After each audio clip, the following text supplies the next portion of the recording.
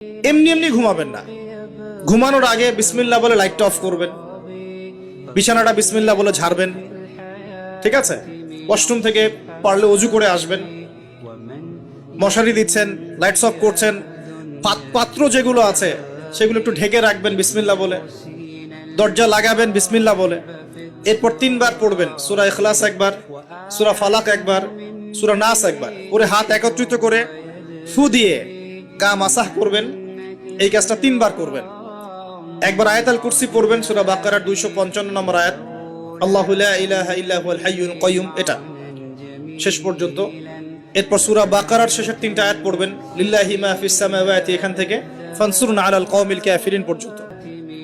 তারপর ডান কাতে পাশ ফিরবেন, বলবেন আল্লাহুম্মা বিইসমিকা আমুতু ওয়া আহইয়া। হাত নিবেন, হাতে গুনতে থাকবেন সুবহানাল্লাহ সুবহানাল্লাহ সুবহানাল্লাহ 33 বার, আলহামদুলিল্লাহ আলহামদুলিল্লাহ আলহামদুলিল্লাহ 33 বার, আল্লাহু আকবার আল্লাহু আকবার আল্লাহু আকবার 34 বার, ঘুমিয়ে যাবেন। এখন যদি আপনি 6 ঘন্টা ঘুমান, আপনি নবী সাল্লাল্লাহু